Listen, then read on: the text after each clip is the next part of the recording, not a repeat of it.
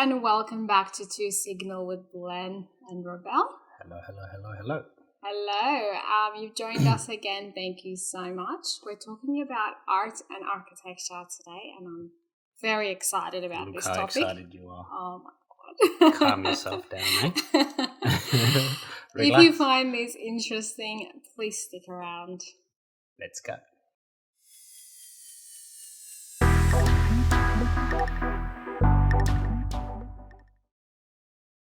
So, Robel, I can see that there is no wine. It's just water. Unfortunately, but That's I guess good. fortunately, thought we stepped it up. Yeah. Got my sparkling water. A lot of people know I like sparkling water, so I Yes, thought you we do. mix it up. Yeah. You know, That's good for the bladder. Yes. Very true. I'm very excited about this topic, as you know. Not that I am very knowledgeable when it comes to art history or anything like that, but I'm very interested because it says a lot about our time, about society. You learn so much about just looking into history. I find theory-based history so boring. As soon as it's a picture there, then it's much more because you can put things into you can see it through. I'm a visual person, so it's easier for me But there are certain arts where you look at them and you're like, damn. Right? Yeah. And it's a different period. So when you look at the pass through images and architectures, it just puts everything into perspective. Yeah, I guess. it does. Yeah. So one of the reasons why we wanted to talk about it as well is that the last couple of weeks we've been very focused on personal things and about ourselves and understanding. Psychology of, us. Yeah, exactly. And now we just want to talk about society and understanding our society. And to be able to understand our society, we want to sort of look back at the past and what did we understand about the people before us, and how did what can we learn from history and from art and from architecture? Because it says a lot about us. The art and the architecture say about us. They speak about us. They're I guess. of They reflect. a mouthpiece of a time era's ambition, right? Wherever you go back in history, certain architectural or arts, they kind of tell you what they were thinking about the ideas and present, the visions and their ambitions. Yes. So it's a good reflection to look through, of us. what they thought about and what their ambitions were. Yeah, yes, exactly. Yeah. So to start off with, if we were to go back to ancient Greek, this was a time where philosophy started. They were pioneers for a lot of things. They were. If we were to look at the temples, if we were to look... they were the foundation of so-called democracy as well. So that's where the ideas of democracy were started and obviously developed further throughout our time to what we know democracy to be. Yes, they were very dominant throughout Europe, and their dominance showed, right? They were warlords and conquerors, and they occupied most of Europe, and they had lots of sculptures of idealized people, like their philosophers. They made sculptures for everything that their gods.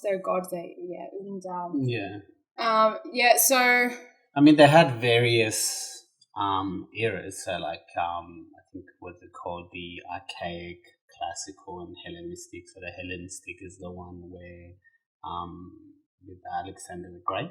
During that time, the classical is where the Socrates, the Plato's, the ones that most people would be aware of. That's during that time, and that's when they showed their cultural superiority, and where that was transmitted across I guess sort of the world or neighboring countries. At that time, so they were quite dominant in that sense. It was a dominant culture. They were dominant politically, culturally, and they set the path, I think, the standard for everything. And I would say that looking at their creation at the time, it speaks a great deal of political power, leadership, and like creativity, innovation, their pottery, their Mm. artistry. They were experimenting, finding new ways, innovation, literature, all of Yeah. it. It was all coming. That Was was that sort of the beginning of all like civilization, I would say. exactly? Yeah. I Yeah. mean, if you look at their buildings, right? So their architectural buildings, they were on mountaintops to show the Mm, dominant architecture. What's it called? The Parthenon, the one in Greece. mm, Now that a lot of people know it is like that one is shown to be something of dominant thing to show people whomever when they do come into the city mm, to show like this is what Greece mm. stands for and Yeah. yeah. Yeah, it's amazing. Then we move on to the next period, which is the medieval time or Middle Ages, Yeah. right? This is a time where Christianity was widely accepted by Europe. Mm. Rome accepted Christianity, and the Christians who were being persecuted were now accepted. Yeah. And then you start It seeing. was after like the fall of the Roman Empire. That's Maybe, correct. yeah. Yeah. So there's like hundreds of years between these periods. Yeah. We make it sound very short, but a lot happens in between. Yeah. But when that was happening, then we start to see Gothic architecture, the churches come up. Mm. And in the Middle Eastern area, Islamic buildings started to come up. And even Ethiopia was one of the African countries who accepted Christianity. And they were building their own, churches. Yeah, and King Lalibela wanted to create Jerusalem in Ethiopia. So if you see... Was that how That's right, because Jerusalem, Yeah. Islamic was rising up, and Jerusalem, it was not, because Ethiopians Because of went the to tension and- Jerusalem to worship prior to that. yeah. And when Christianity came, and we were the first to sort of accept Christianity, and we wanted to build, because they do say like the Ark is in Ethiopia, yeah, yeah. so there's all that as well. And if you see the Lalibela church carved out of one stone, and it's incredible skill. They say like angels build it, because it's hard to think that someone actually did that. From a single rock, Yeah. And if you look at the Orthodox Church, the paintings of Mary and Jesus, it's Byzantine time, like that's the same thing you would see That across 2D, Europe. yeah. Like if you look at Russian churches, you can find similar thing.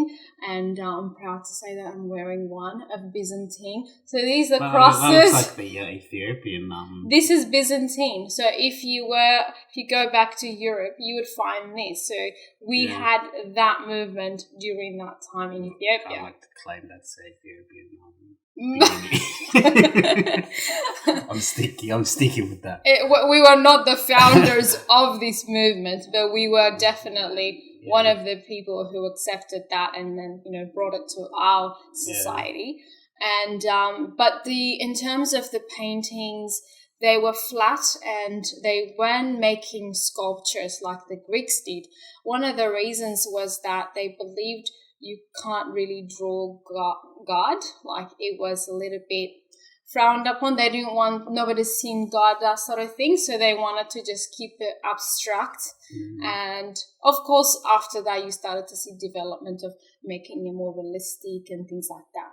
But if you look at many of the Ethiopian churches, it's very flat, it's very abstract paintings. Yeah, you're right. Actually, there's not a lot of what you say, like statues or they don't, figures. because it was a little bit frowned upon. Like you can't make God to look like human, kind of thing. So they didn't do that. I mean, like that time is like the time where rational thinking was sort of put to the side. It was just believing religion. in like the religious side of it, where there's like another being on a god. That was the supreme being, and people would either sacrifice people or sacrifice something for God.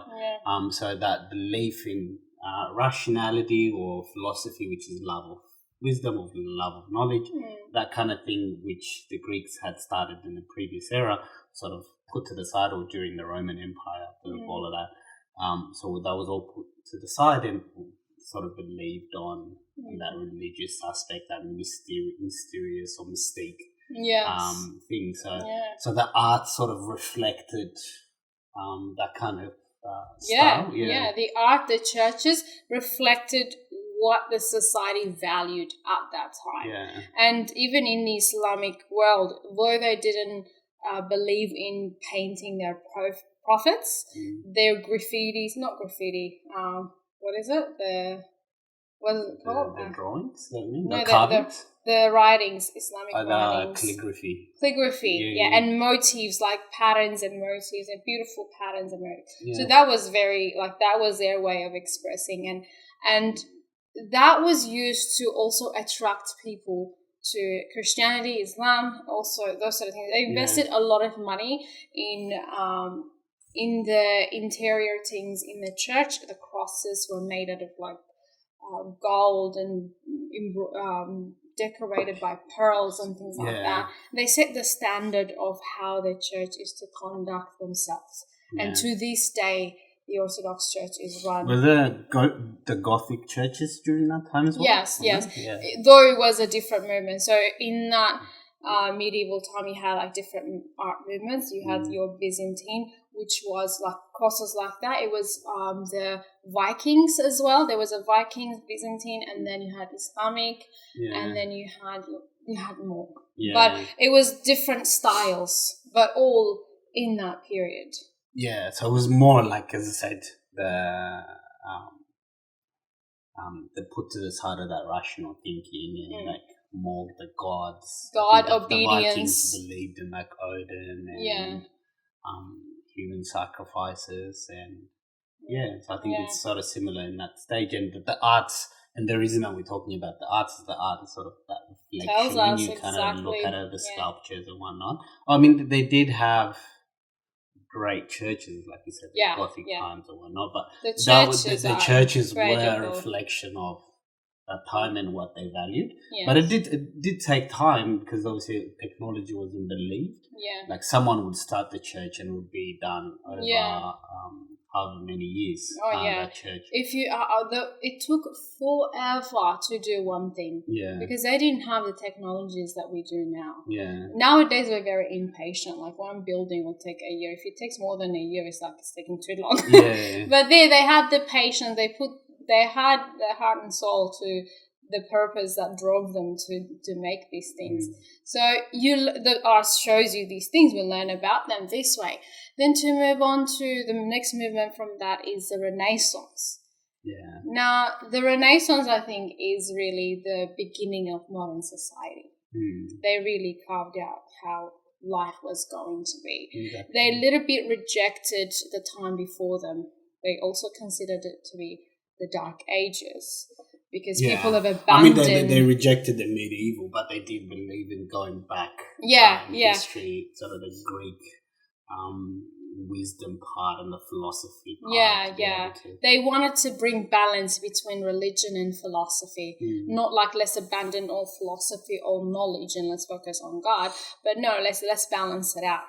So they started to make sculptures again.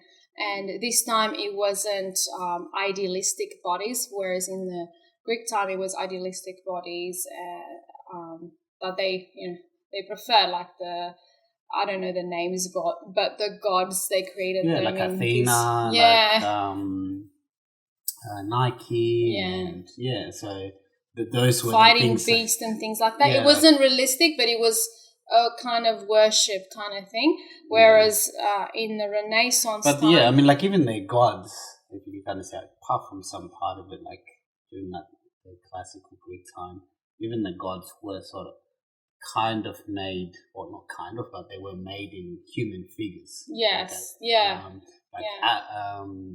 Athena or Zeus, who were sort of the supreme gods that they believed in, but they were still in the image of a human. But then as they moved on, so they kind of moved on to making statues of other people, their philosophers, their people they admired. They were the ones to be carved and statued and made dominant after that, when the wisdom part, that classical period came up, that's when they started to do that. Yeah, that's so true. And then with the Renaissance time, though, they were curious in different fields, psychology, science, technology, and all these other things. So they studied human bodies, and they understood the body very well, the muscles, every move. So their sculptures were quite realistic. The statue of David, which is very famous. It was very realistic, very believable, not idealistic body shape. And the church paintings were still made, they still painted Mary and Jesus, but this time it was more realistic, it was more relatable, it wasn't flat, it had depth. It had emotions. I mean, there's some of their drawings. That's when that painting with color and those things kind of got a hold during that time. I mean, it's one of my favorite eras because that's the time where they set about and they went out with the vision of building a society from what it was, and they kind of observed the issues of the time and what they wanted that time and the people to be like.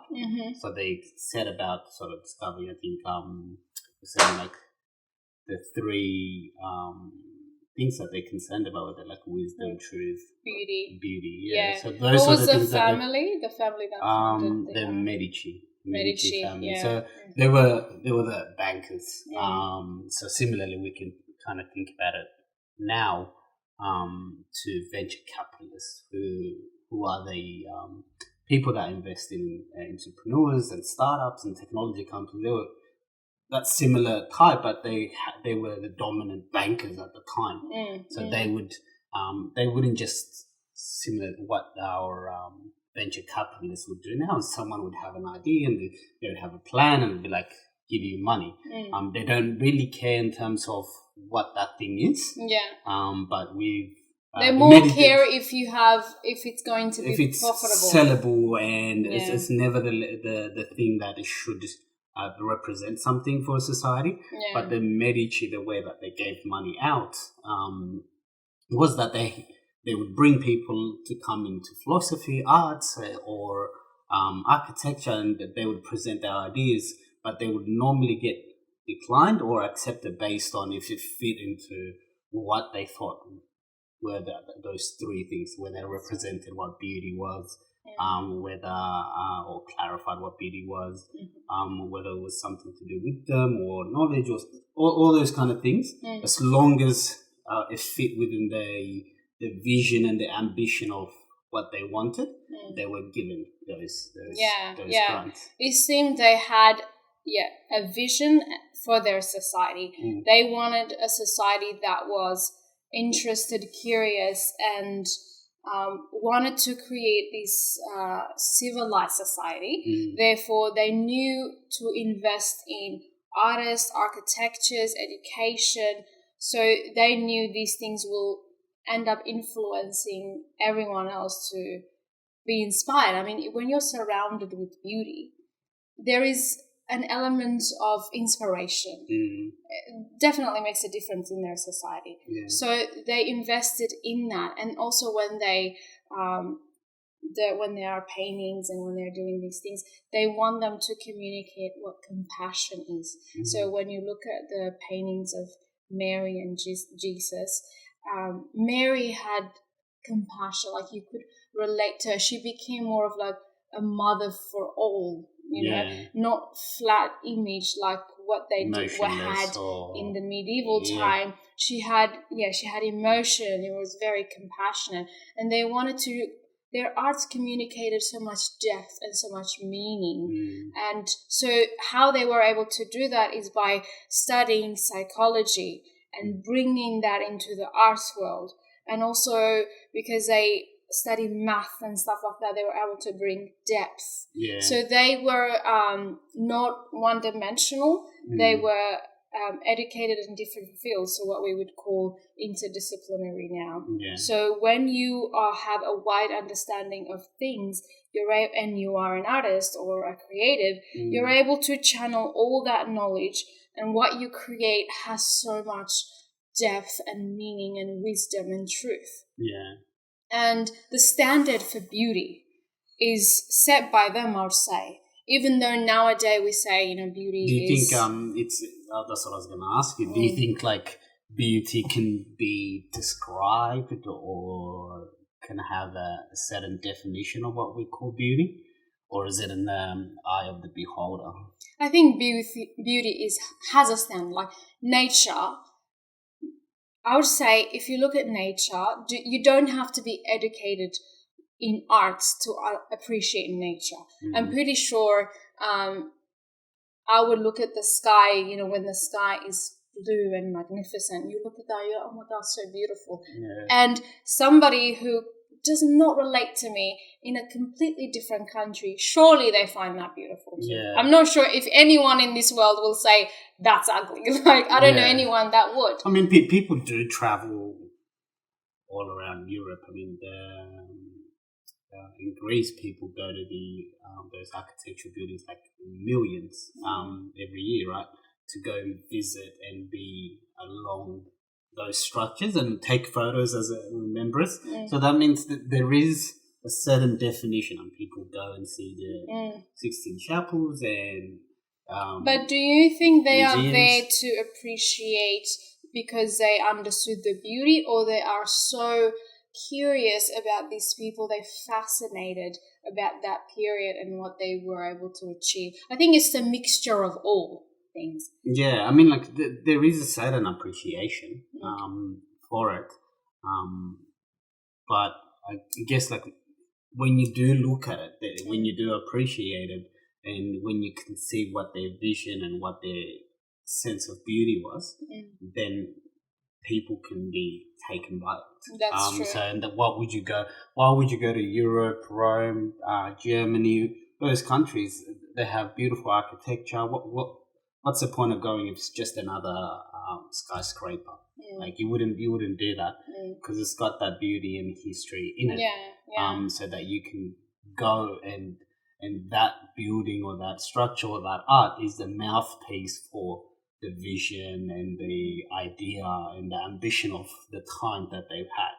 And you can kind of see what they were thinking as well. So yeah. There is this thing like beauty, decorative things. When I look at those buildings, classical buildings or those paintings from the past, I gaze at those things because I appreciate the attention to detail and the realisticness of it, and how much time, how much effort has gone into this. So all that is what takes me, and I appreciate what humans were able to do. All of that is what takes me. And of course it's beautiful, but more than that, you're like, incredible, like, how is this possible, right? And we'll come to the modern arts place, but there's also beauty in simple thing. When beauty is achieved in such effort and such length you go to create it, then you appreciate it for how great it is and how much effort has gone into this human effort,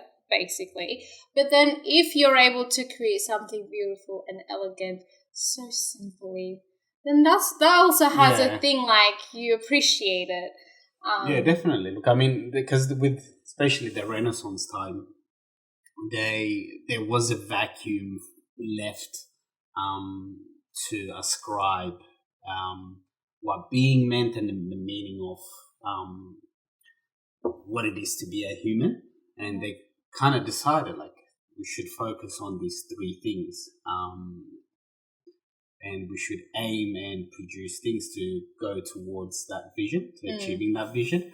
And they had that ambition, and the kind of people that were attracted to those zones and areas were the great minds. That's right? True. Let's say the great minds, the great artists. Similar to, like, we can see what happens now when people go to, say, Silicon Valley, right? Silicon Valley is a tech hub. That's where most tech companies are. That's where most venture capital money is at. And why is that specific state in or specific city in San Francisco big hub? Why can't it be in anywhere? Like we're in a technological cool age. Like, why do I have to be there? But no, because it attracts a certain level of talent, certain level of amount of money, and all. It's a hub.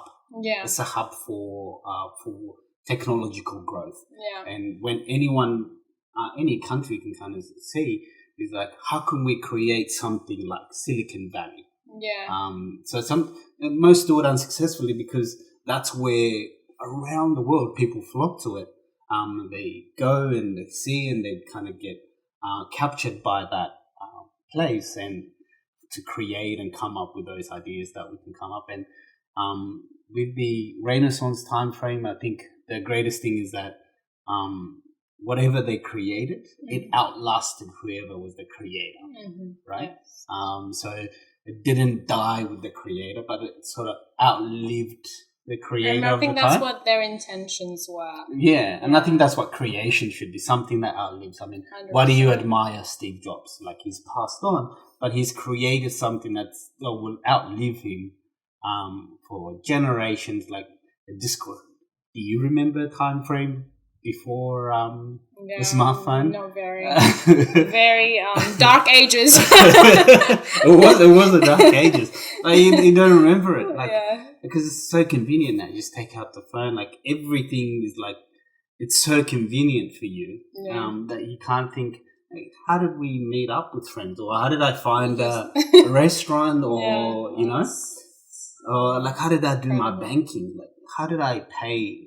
Like, I didn't pay bills. Do you remember the disc players? Yeah, like I didn't. Yeah, like how did our parents pay bills? Like lining up at the post office or something. So those kind of things. Like, even though he's dead, that invention of technology will outlive him, and that's what an artist, not in the sense of visual painter, but someone that could bring that idea forward to us.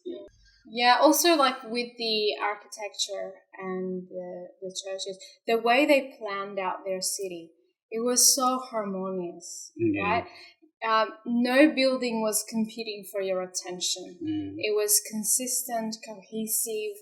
It was by design, right? But when you compare it with our cities today, every individual building is fighting for your attention. There is no harmony there. It's like a mess. Yeah, and the Renaissance, that's what they built. So they say a city, the city that we have is not built by chance. They say so. It's not like we build this and cars come, and it was properly planned. Yes. So that was their thing. Like, we don't want to leave anything by chance for other people to create it. We have to set the standard. Some of the manuscripts that people still have from that period was they still have the corridors and like town centers, how they should be planned, how streets should be planned, what communal places should be. It was a very community-oriented society that they want to create. So everything was by plan, designed in that manner. Yeah. So that there was that intentionality. Yeah. Like, if you look at Sydney now, it's like most of the time we're knocking down buildings.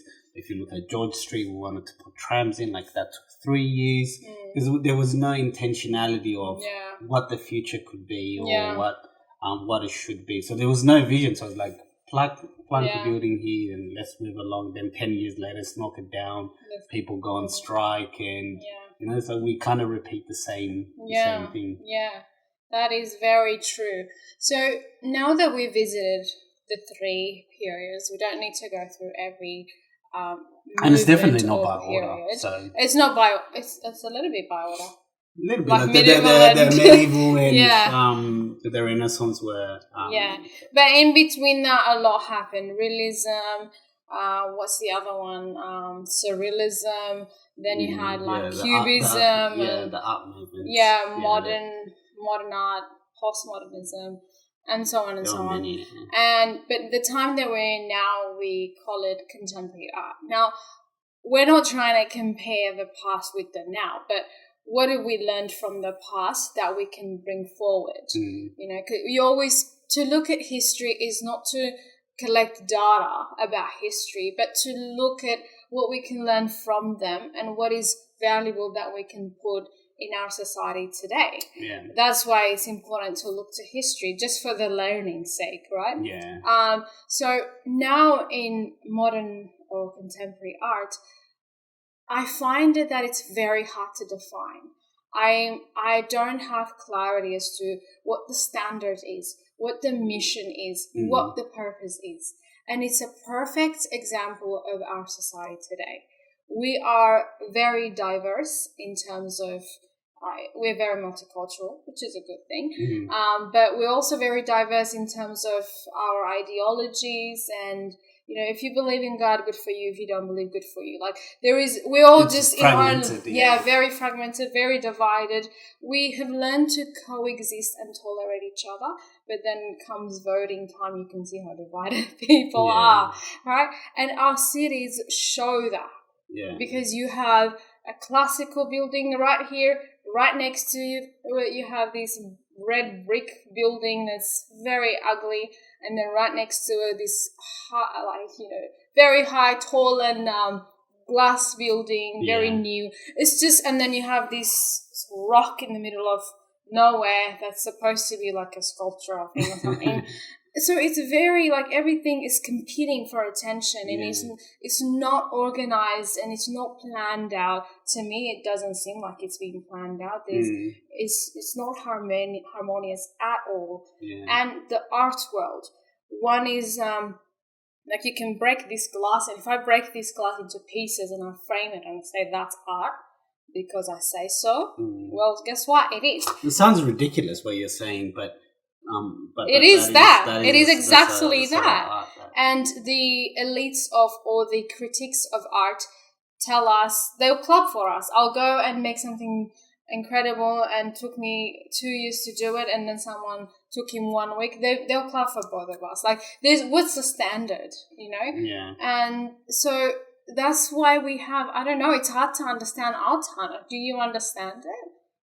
Well, the way I understand it, I mean, as much as I wouldn't say myself an art critic or an art historian or whatnot, is whenever you've kind of dragged me along to go to your museum journeys, is some of the arts that I do see when I do go with you, I don't necessarily understand it. So the first thing that I do is I go and read the description of what this thing is meant to tell me or what it's meant to represent. So it has to be explained to me, and it's almost like in a way that the art that's now created is only for other artists to understand, right? So it's very institution based. Only the critique can understand it. Not someone that's into pop art or someone that's a normie. If you're that, you can't understand it. So if you say, hey, this is just a banana, this is not art, or this is just a shovel, or this is just a toilet bowl, they're like, no, look, you don't understand. They're you don't know, they're kind of, there's that down speak of thing. We're the experts. So it's kind of an enclosed community, which doesn't say, I'm not sure that there isn't something they have to say, but it's just that the way they communicate it is mainly for the critics. It's how do I get a grant? How do I win a prize? So they can kind of game the system of, hey, this is what I have to do. So it's kind of enclosed and you don't necessarily understand it. I don't know if they're saying something. It has to definitely be explained to you.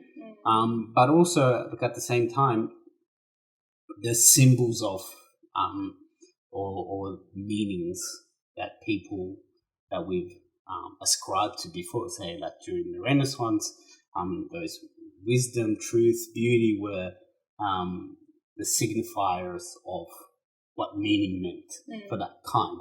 Or for the Greeks, whether they believed in their gods or their cultural superiority, there was something that they could represent. Now, where I do feel kind of an empathy for it is, as far as I can understand it, is we as a society, and we can see it with society as a whole. We don't have a particular signifier of meaning. Like we're beings, since we don't have a particular thing that we all agree on, that this is what something represents. How can an artist represent that? So each one has to kind of go back into his barrel and find out something, recode something into an idea of what meaning is or representation or something. When they do explain it to you, so when you look at it, it's pretty unintelligible. But when it's explained to you, you're like, oh, okay, like it makes sense. But should it be like explained to you? I don't know. So that's where the hard part is. We don't have a single unified way of ascribing meaning. We can see it in depression. Like we don't have any meanings anymore that we can. Before, if it was religion, like you believed in God. Now it's either it's your Louis Vuitton is someone's god, or an alcohol is someone's god, a pill is someone's god. So we kind of ascribed like our sport, whatever thing, or our education or work. It's pretty fragmented now, that there is no consensus into what we think is meaning of our society, and that fragmentation in art is kind of emblematic of what's going on now. That's exactly right. I feel like the Arts Academy or design, they've abandoned the standards, and I think that's by design. Because I went to a design school, and if you made something beautiful, it's boring for them. They don't want you to make something beautiful. They want you to make something that challenges the viewer, your perspective. Give us something new. Give us a new perspective, whatever that perspective may be. Even if it's ugly, as long as it's new and has that shock value, that's what they want. So I think that's what everyone is competing towards, to create the most shocking thing, the thing that raises like a reaction out of you. It's not you can get a reaction by creating something beautiful, right? But apparently the time that we're in, you know how even the media says bad press is a good press. So the shocking in a bad way is more preferred than the other side.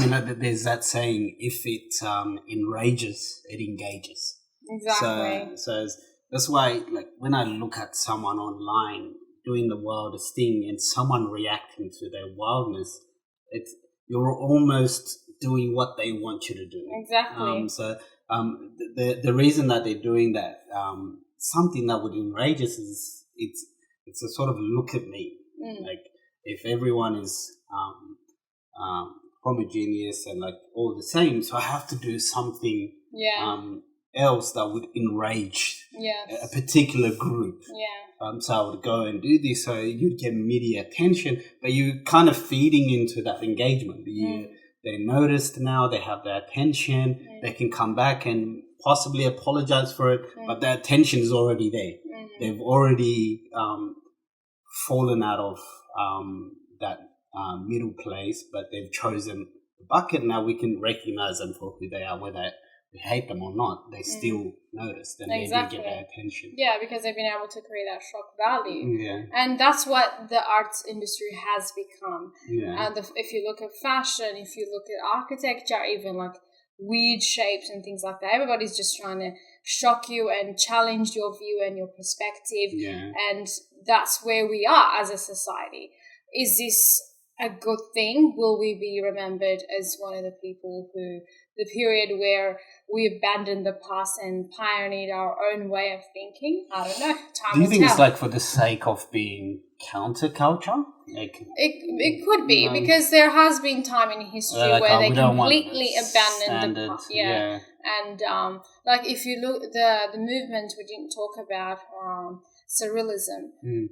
Everyone was focusing on beauty and nature and things like that, and they're like, that was a movement where they say, let's forget about the external things. Let's represent the internal. Yeah. So they wanted to draw what was actually going on internally, psychologically.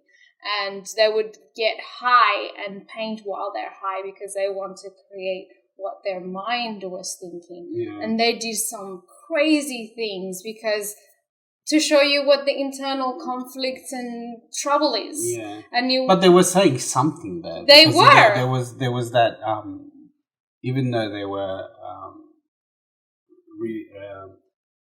kind of going against the grain, they were still saying something based on that but I cultural think context. Contemporary art is still saying something. It's saying that the value of something is based on the perspective, like the banana with the sticky tape. They do have, like, I think it's best to, not that I'm a historian or whatever, but things that I kind of read up on and just start an interest or whatever, so they do have something to say, but it's just that it has to be explained to you. Yeah.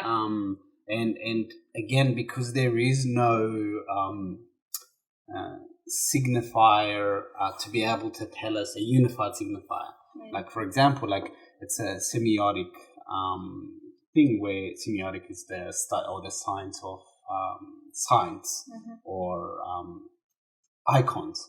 So what that says is that you need a signifier, right? And the signified. An example, say dog, D-O-G, like represents the actual dog, which is a signified. The signifier would be the dog, the word D-O-G. The signified would be the actual dog. Now, but D-O-G could have meant whatever at the time. You could have given that in name linguistic, to anything else. It could have, but we as a society accepted that D-O-G or that dog is a signifier for the signified, the dog. So when we're talking, we can kind of say, hey, when I say dog, you can kind of think, or I can say my dog or that dog, whatever, but we have a unified way of talking to each other. Yeah. Right? But with a contemporary art, because there is a vacuum left, because everything's been deconstructed, God has been deconstructed. I don't know if people know of Nietzsche, like since the time that he said God is dead, since that philosophical time, then because he said that in terms of what religion means, what society, what our political thing means, it's been deconstructed, it's been fragmented. So everybody's got their own tribal point of view, and what their being and their meaning is fragmented for everyone now. So there is no unified signifier to describe in a painting or an architectural sense to describe a particular meaning or to ascribe their internal problems. Because if someone paints something and say, like, I don't understand what this is, but once they can tell me that this is a code for them to describe this thing, and like, it makes sense. Yeah. But I don't have the language or the codes or the icons or the symbols that they're painting or they're ascribing. Because I don't have that. Then there is no way for me to understand what you're thinking. So everyone is sort of fragmented in that sense, in that contemporary sense. And I kind of look at it from a linguistic thing where that signifier is signified. Like we don't have that cultural unifying thing. Yeah. So there's a big imbalance now, and I think for artists or creatives, like even the innovators, technology, they're not out there solving big problems. I can't remember the last time a big problem was solved. Yeah. A big innovation came that changed lives, right? It's not that they can't do it. It's we do have the technologies, but it's whether or not, I think it was... we have new phones every year and we have things, but life-changing technology? Yeah, I think it was during the Nixon era when the war on cancer was put in place. Like it was like let's have like a unified attention to cancer. But there may be some, obviously there are, Yeah. Let's not say maybe. There are treatments, but in terms of the war on cancer was let's treat it, right? So let's find a cure. That's a way of tackling it. In terms of that investment, and the money that's gone into it in technological advancement, and companies or venture capitalists that do invest in it, there aren't any, right? So there is money that go into it, obviously, but there is no concerted effort. So what we're doing is we're going for the ones that we can grab, easily grabbed ideas, like your cameras, your Instagrams, look, anything that's consumed socially is what we're going for now. Yeah. So in terms of like hard tech, we don't have anything. So everything is, we've sort of solved information technology, so what they call atoms and bits. Like we've kind of solved the bits section, which is your technological world, information technology. We've coded and we've kind of solving those things now. But the atoms world, or the world of atoms, the way we live, has that really been fixed? Has poverty, has housing, has like all those things. Could that be solved? I'm not saying I have the ideas, or I may be wrong in my critique.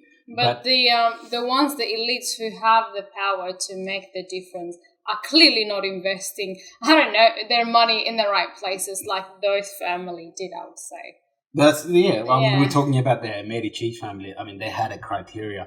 The idea that they would invest in a company, in a photo sharing company, or a company that has photo filters at that time, would seem so despicable to them.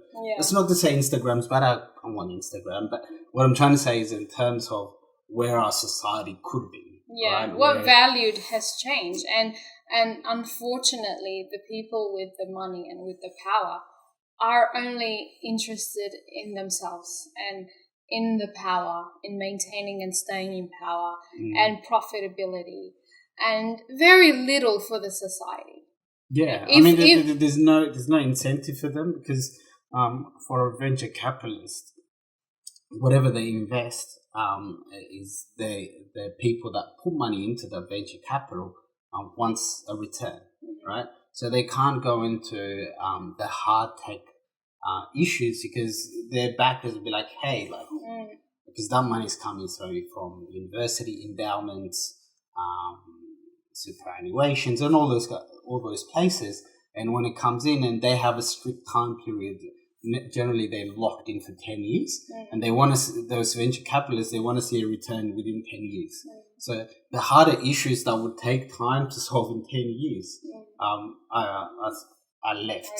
So unless you have one person who's a billionaire who says, oh, look, I'm interested in this, but other than that, that's it.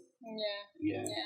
But I would say that the arts and the architectures of our time and the innovation and the technology speaks a great volume of where we are as a society. And hopefully we find a balance, because it's a huge imbalance right now. And we don't have, as you said, a shared goal. We don't have a mission and a vision for our society, for the generation to come. We don't have it. We're just on our own, trying to be the next thing, and the people above us just trying to make money, just another way to rip off and be more rich and successful. Yeah, look, I mean, I'm definitely a believer in capitalism, but we've gone far ahead of what a certain focus should be on our society, and the main focus is on like our politicians. They're fighting on like the most ridiculous things, like, oh, did you say X, or he said X? He told me to wear mask, but the last week he said don't wear mask. That's the pettiness of fighting that we have. And when we do go into political voting times, especially in the American context, the loudest claps that you do get are the claps not that come because someone has suggested great policies, right? It's never that. It's never that they suggested great policy, or they had an idea or a vision of what the future should be, but it's when they make an attack on the opposing party, when they make a commentary on that ideology.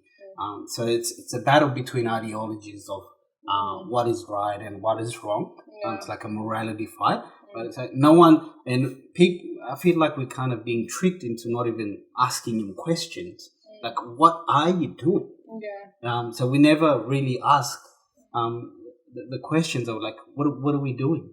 What are our missions? What are our visions? Like, there is no unified vision. So every voter that comes in, the way he gets elected is he gets seen as the worst candidate for that 4-year period or 5-year period.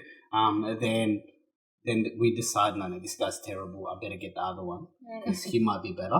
And 4 years later, like, get out another one. Hashtag Trump.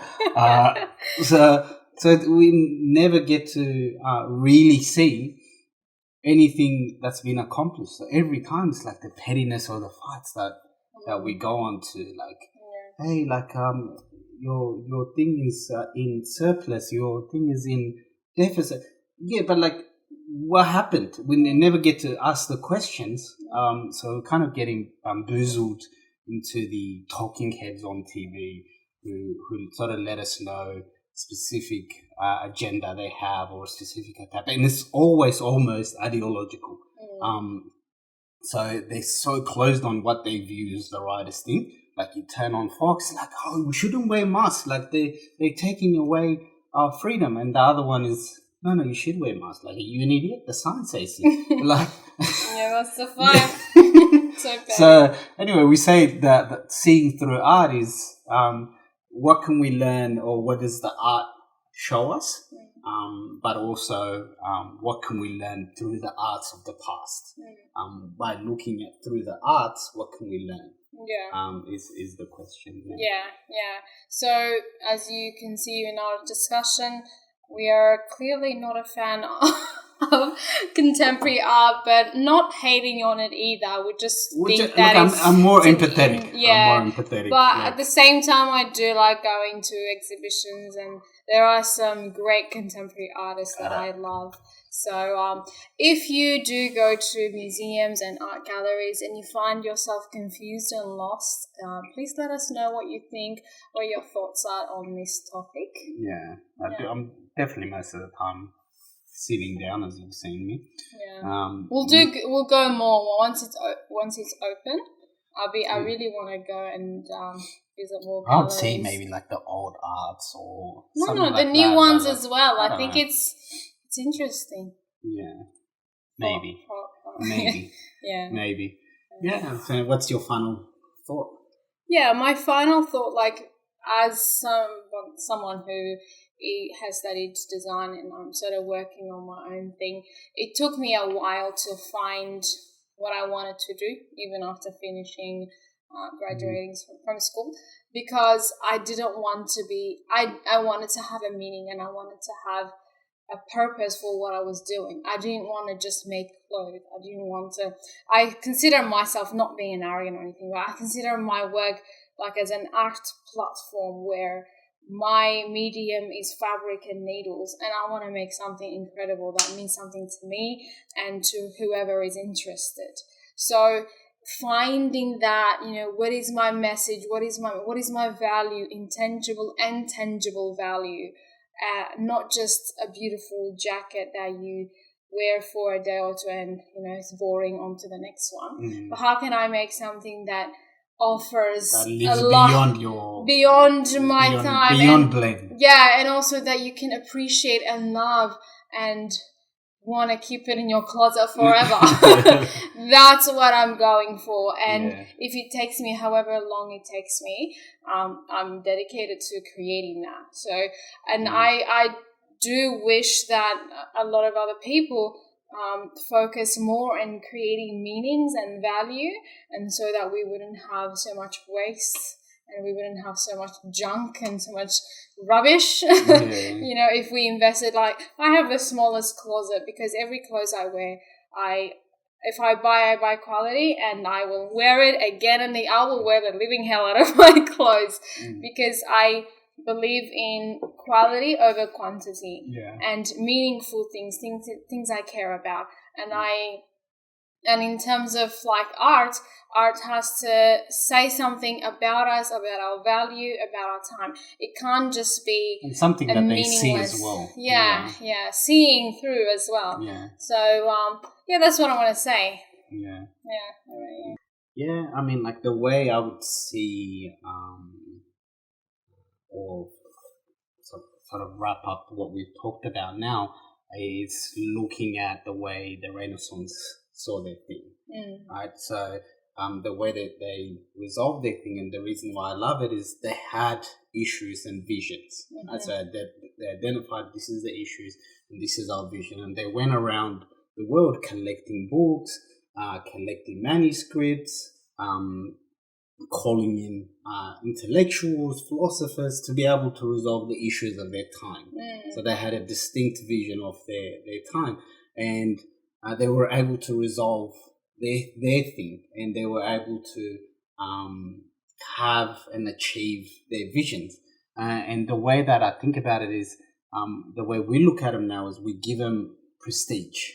You know, we say, hey, look, Michelangelo did this during the Renaissance time. Like, look at the statue of David. And we kind of go on ticking those things as an achievement that I've seen what they have achieved.